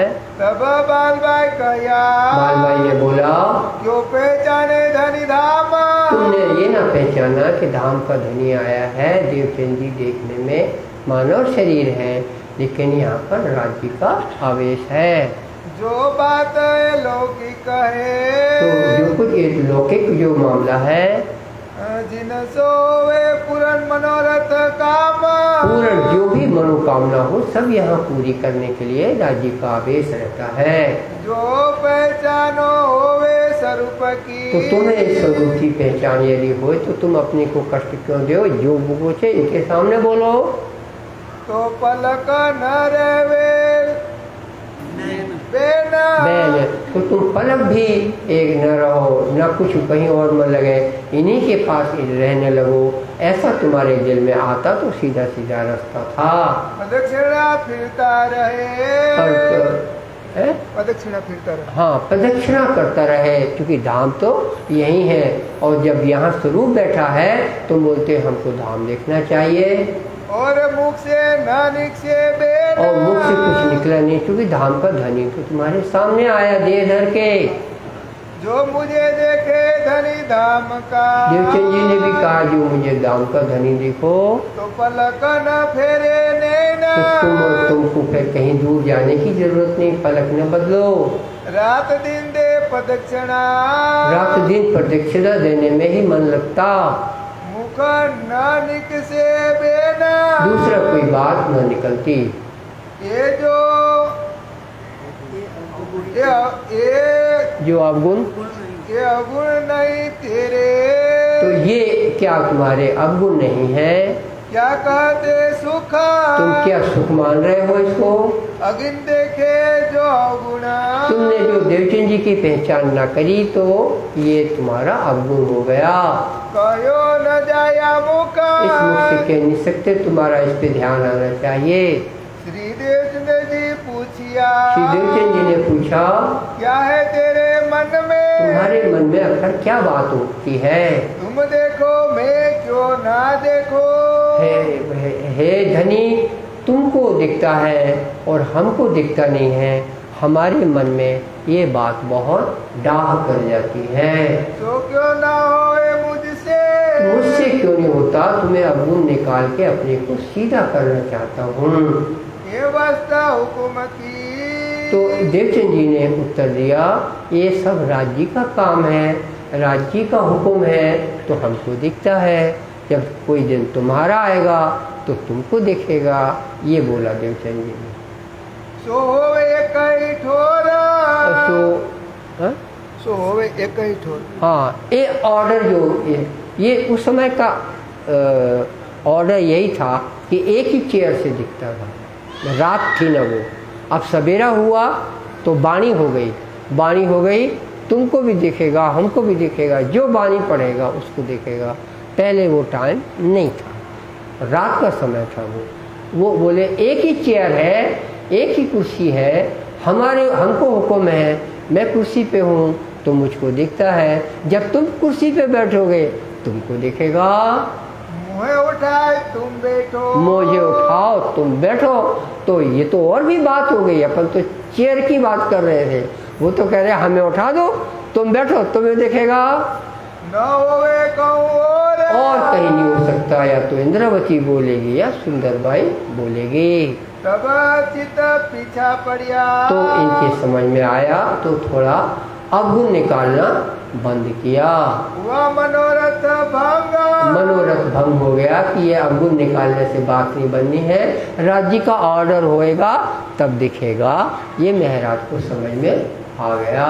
फिर के विचार किया, फिर विचार किया। श्री देवचंद जी संग, देवचंद जी के साथ बैठकर उन्हें काम दीजिए माया का। देवचंद जी ने विचार किया है लड़के की, इसको लड़के को कोई धर्म का नाम पर काम में, माया का काम में लगाओ, नाम धर्म कर दो। यानी खेते भाई के तो यहाँ आएगा खेता भाई से सेवा होएगी सुंदर साथ की, तो तुम्हारा काम क्या हुआ, खेता भाई को तुमने भेज दिया तो धर्म में सेवा होगी और तुम वहाँ उनका काम संभालना। ये देवचंद जी का ऑर्डर है। इससे चित्त भंग हुआ। अब महाराज साहब फिर से लाल हो जाएंगे। सुनो भैया, फिर से महाराज साहब की हेल्थ बन जाएगी। क्यों बन जाएगी? क्योंकि चित्त भंग गया। अब जाना है कहाँ? जहाज में। तुम हो तो तुम बोलो हमें एयरप्लेन की टिकट दो, तब जाएंगे हम बस से नहीं जाएंगे। वहाँ पानी की जहाज में जाना पड़ता था। उसके कितने दिन लगते थे? 4-6 दिन तो लगते होंगे, और 40 लगते होंगे तो तुम कैंसिल कर दोगे, क्या करोगे? 40 दिन में नाव पहुँचती थी, और वो भी तब जब हवा भी जा रही हो उसी तरफ, क्योंकि नाव में ऐसा कपड़ा लगता था यहाँ से लेके उतनी ऊंचाई तक, इतना ही चौड़ा, इतना बड़ा कपड़ा लगाते हैं और हवा उसको ठेलती है तो नाव उसके बल पे चलती है। हवा से नाव चलती थी। थोड़ा थोड़ा ऐसा भी खेलते जाओ, कभी मोड़ना हो तो ऐसे नाव चलती थी। 2 महीने ही मस्कत बंदर जाती थी ऐसी नाव। 10 महीने वहाँ से आती थी। वो पश्चिम की तरफ है ना, हम अभी भी पश्चिम से हवा चलती है पूरब की तरफ 10 महीने, और 2 महीने पूरब से पश्चिम की ओर चलने लगती है। इसलिए बायजूराज को जब ले गए, वो लोग चले गए, उसके बाद हवा बदल गई, तो ये उसमें उस वाली टर्न में लौट आएंगे, फिर ठट्टा नगर आएंगे। वो जो आएगा इसका कारण हवा का है। तो ये जो है अब घर में तैयारी लगेगी। इनको जाना है, खेता भाई का काम संभालना है। इनको सब काम आता है, होशियार है, दिमाग है, उम्र है, बात करने का तरीका है, सब संभाल सकते हैं। तो फटाफट अब जो है थाली में जो कुछ परसा है माल अंदर। अब वो थाली का आया माल महाराज साहब ने अंदर करना शुरू कर दिया, क्योंकि जाना है। देखो देवचंद जी का कितना बढ़िया आइडिया रहा। ऐसे बोलते तुम अच्छे से खाया करो, तुम जो खाते नहीं थे तो पहले बात हो गई थी। अब देवचंद जी ने कि खेता भाई को तुम्हें भेजना है। खेता भाई की किस्मत में वाणी चर्चा नहीं थी, तो फिर खेता भाई क्या हुआ? आया ही नहीं। फिर क्या हुआ? तो राज्य को नहीं पता है क्यों गुजर गया। बताओ छोटी बहन। कोई आदमी मर नहीं सकता जब तक राज्य न चाहे। चाहे वो अमेरिका का आदमी हो, चाहे वो ऑस्ट्रेलिया का हो, चाहे अरब का हो, और चाहे म्यांमार का हो, ब्रह्मा का, कहीं का भी हो। आदमी जब मरता है राज्य को पता रहता है। ये आपको मालूम है। फरिश्तों के माध्यम से पता लगता है, लेकिन पता रहता है कि ये मर रहा है, ये जी रहा है, हर चीज़ की खबर है। कुरान में एक लाइन है, लोग बहुत गाफिल हैं, लेकिन परमात्मा को हर चीज़ की खबर है। तुम कितना गुनाह कर रहे हो, तुम कितना अत्याचार कर रहे हो, मत भूलो कि परमात्मा को मालूम नहीं, उसको सब मालूम रहता है। ये तो परमात्मा है देवचंद जी, राज्य का आवेश। लेकिन वो लीला अक्षर ब्रह्म से होती रहती है। यहाँ आवेश है, यहाँ धाम की बात चलती है। ऑर्डर इतना जोरदार दिया देवचंद जी ने कि महाराज साहब ने थाली में जो कुछ परोस के आता था सब माल अंदर, हेल्थ बन गई, और सूटकेस लगा और बैग लगा, जो प्लास्टिक का बैग, चमड़े का बैग होता, दोनों ही उस जमाने में नहीं थे। ना सूटकेस था और ना होल्डाल था। ये नहीं था उस जमाने में, ये तो सब बाद में चले, रचना चली। जो भी दरियरी में बांध के बिस्तर बनता हुआ और लोहे की पेटी होती होगी, वो पेटी महाराज साहब ने तैयार करी। दिलो दिमाग जब बदलता है, टूर जब आदमी को करना पड़ता है, तो उसका दिमाग टूर में चला जाता है। इन्हें काम दीजिए माया का। एक काम दिया, इन काम दिए। देवचंद जी ने निर्णय लिया, तब पिछाते चित्त, और तब उठा के एक काम इनको बता दिया। कया मैं हुकुम करता हूँ। आओ, ऐसा नहीं बोला देवचंद जी ने, बोला हे प्यारे महाराज, अब मेरा ऑर्डर ये है, जाओ श्री महाराज चित्त, तुम अब जो है मस्कत बंदर चले जाओ।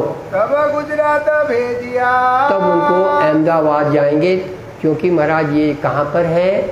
जामनगर में है, तो गुजरात भेजा है। एक बहाना ले, एक बहाना लेके अभी तो गुजरात भेजा है। गुजरात माने अहमदाबाद। जामनगर से अहमदाबाद कम से कम 3-4 दिन से पहले नहीं पहुंच सकते। जाने का साधन मैं बताऊं आपको क्या था।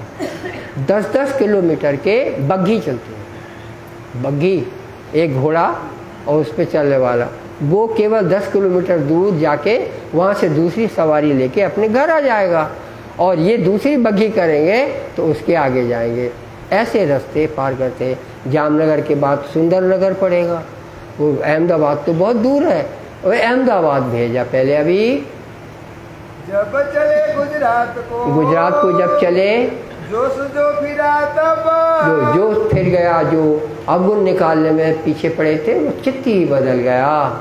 श्री मोहम्मद कहे मोमिनो, मोहम्मदी कहते हैं सुंदर साथ जी, सुनियो अभी तक, ये बीतक बहुत सुनाती हूँ। आगे फिर कहता हूँ, आगे फिर कहते हैं, जो आज्ञा है हुक्म, जितना उतना ही बोल पाएंगे हम जितना राज्य का हुक्म है। जो आज्ञा हुक्म कहते भाई को काम को अरब गए। हाँ, संबंध 1773। अब संबत 1703, विक्रम संबत 1703 की बात है। हुक्म हुआ श्री राज देवचंद जी का हुक्म हुआ है। गांधी भाई के काम को, गांधी भाई का भैया खेता भाई जो वहाँ रहता है, तुम जाओ श्री महाराज, आपको महाराज तुमको वहाँ जाना है। खेता भाई गांधी का, खेता भैया जो गांधी भाई का है, गया है बरारब। बरारब माने बर्रे अरब, यानी अरब की भूमि। ये भी आपको पता रहना चाहिए बरारब क्या है। किसी को आप बरारब बोलोगे, पूरे संसार में आपकी बरारब किसी को समझ में नहीं आएगा। बर्रे अरब माने अरब, अरब की भूमि, अरबिस्तान, ये मतलब है उसका। तो अरबिस्तान में पूरा अरब है, ये मक्का भी है, आज मस्कत बंदर है, तो कोई दूसरा प्रांत है, फिर ये ओमान है, यहाँ पर दूसरे प्रांत हैं, उधर इराक ईरान है, सब ये अरब की भूमि कहलाती है। बर्रे अरब शब्द को अपने यहाँ वाणी में बरारब लिखा गया। इसको अपभ्रंश शब्द कहते हैं। क्योंकि उर्दू अरबी नहीं जानते तो बोलने में जब वाणी में बोला जाता है बरारब, रासलीला खेल के आए बरारब श्याम, तो बरारब माने कुछ भी होता नहीं है, और बर्रे अरब माने अरब की भूमि होता है, मतलब खोलता है। रासलीला के खेल करके वो बांसुरी वाला कहाँ गया, दाढ़ी वाला मोहम्मद बन गया। ये चुपाई बोलती है, रासलीला खेल के आए बर्रे अरब श्याम। तो बर्रे अरब जरूर मालूम होना चाहिए, वरना किसी मुसलमान को बोलोगे तो वो बर्रा अरब से उसको समझ में आएगा नहीं। 25 बरस इनको भय, ये देवचंद जी ने बोला 25 ईयर्स हो गए खेता भाई को यहाँ से गए हुए। तुम सीता बजाओ अब तुम जाके उसको यहाँ भेजो, तुम उसका बिजनेस संभाल लो। जो आवे साथ में, आएगा तो वो धनवान आदमी है, सेवा करेगा, तो सेवा हो श्री राज की सेवा होगी, तो तुम उसको भेज दो।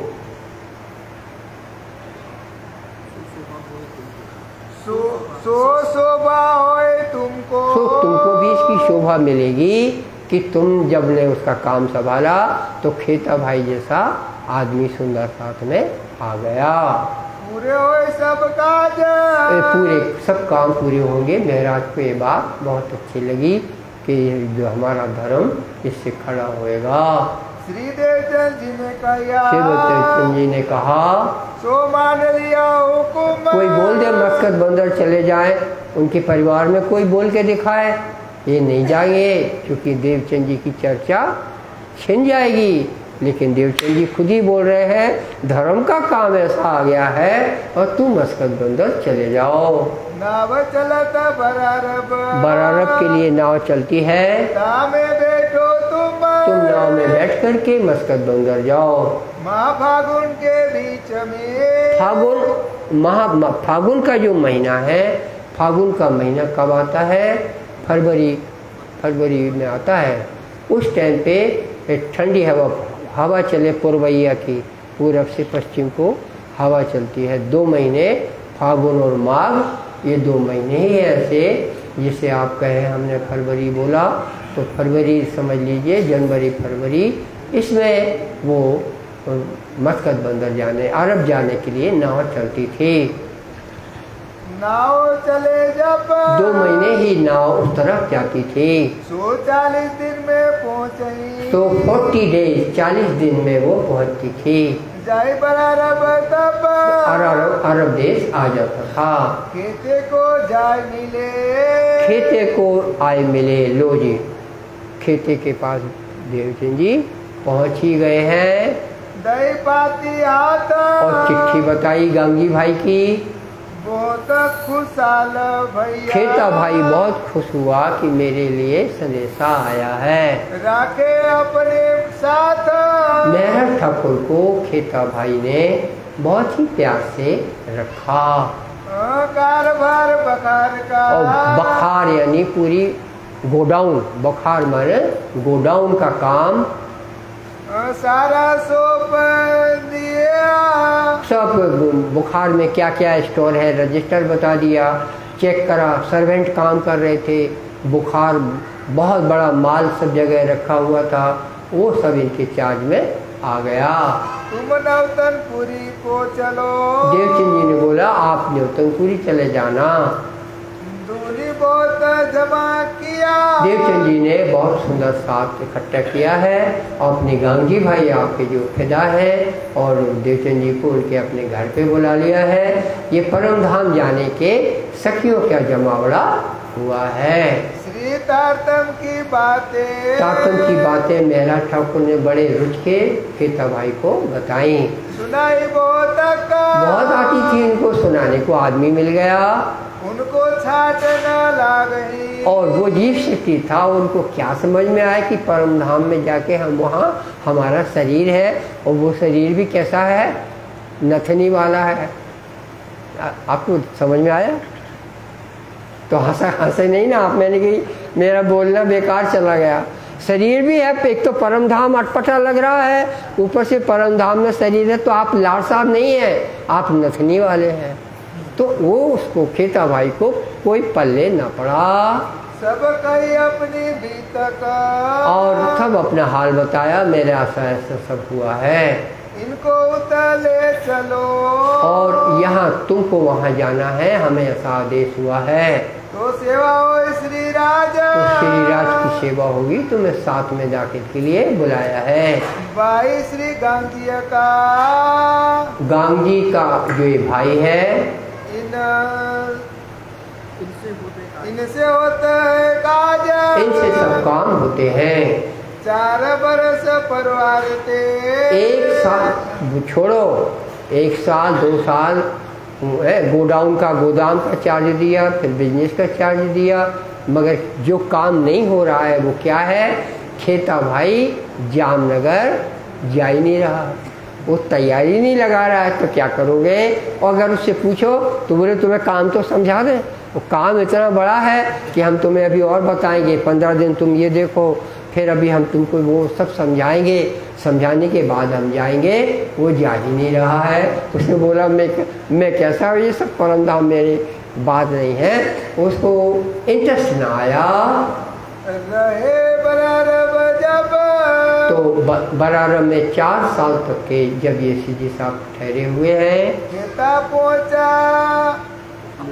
अपने ठोर को, खेता अपने ठोर पहुंच गया, माने उसने शरीर छोड़ दिया और यहाँ की आत्मा थी वहाँ चली गई।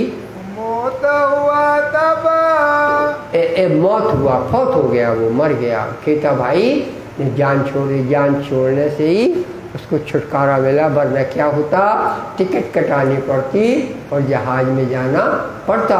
और चाहे जब चले जाओ, ऐसी अपन लोगों की आदत पड़ी रहती है। अगर 2 महीने उसने किसी तरह टाल दिया तो फिर 10 महीने उधर जाना ही नहीं है। यहाँ 10 महीने चलता था, उल्टा 2 महीने तो टालता ही रहा। मालमता बखार पर, बखार पर जो कुछ भी इतना बड़ा जो इनका व्यापार था, हुई हाकिम की मोहर, उस क्या लाइन, हुई हाकिम की मोहर, हाकिम की मोहर हुई। तो जो वहाँ का एसडीओ सिविल था, तहसीलदार और उससे बड़ा एसडीओ सिविल, तो एसडीओ सिविल जो मुसलमान वहाँ होगा उसने बोला ये खेता भाई मरा है, और रिकॉर्ड में पूछा होगा खेता भाई का आज तक कोई लड़का आया नहीं, संतान कोई आई नहीं, उसके जिम्मे कुछ है नहीं, तो उसने बोला क्यों ना ये पूरा माल मेरे पास आ जाए। ये व्यवस्था उसने सोची और उसने हाकिम ने बोला ये जब्त करके हमारे पास आ गई है। ये तो रहे बाहर, ये तो कहीं बाहर काम पे होंगे, उसी बिजनेस के काम पे, और हाकिम ने इस 2-4 दिन में, हफ्ते भर में सारा अपने नाम पे उसकी ज़मीन जायदाद जो इसकी थी खेता भाई की, बिजनेस की, सब उस ऑफिसर के अंडर में चली गई।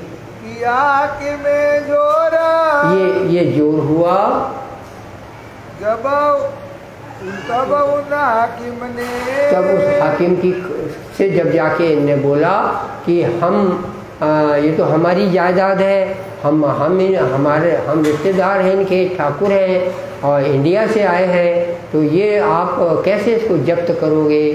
तो महराज ठाकुर के वो तो चीफ सेक्रेटरी रहे जामनगर के, तो उनने कानूनी बात करी। तो ऑफिसर ने, एसडीओ सिविल ने क्या जवाब दिया, बुरी करी नजर, बुरी नजर करी, क्या करो कोई सुंदर साथ बता दे बुरी नजर करने का क्या मतलब है।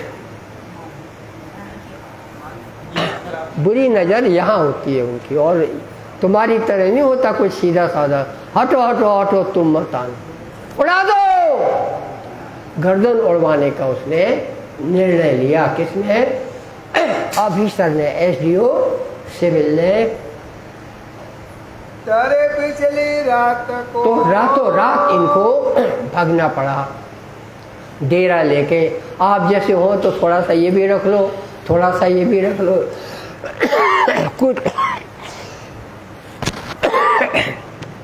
कुछ भी रखना संभव नहीं था। और जो कुछ थैले में आया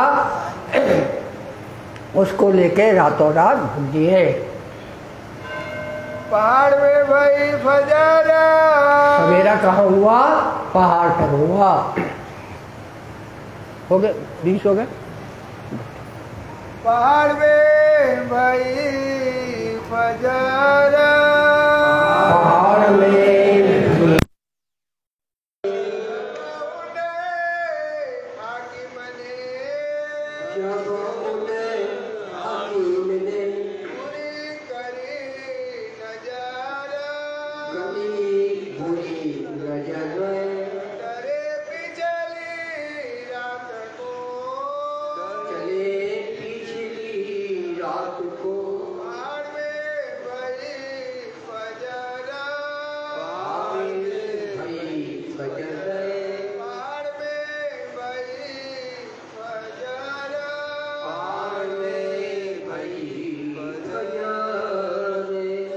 श्री प्राणनाथ प्यारे की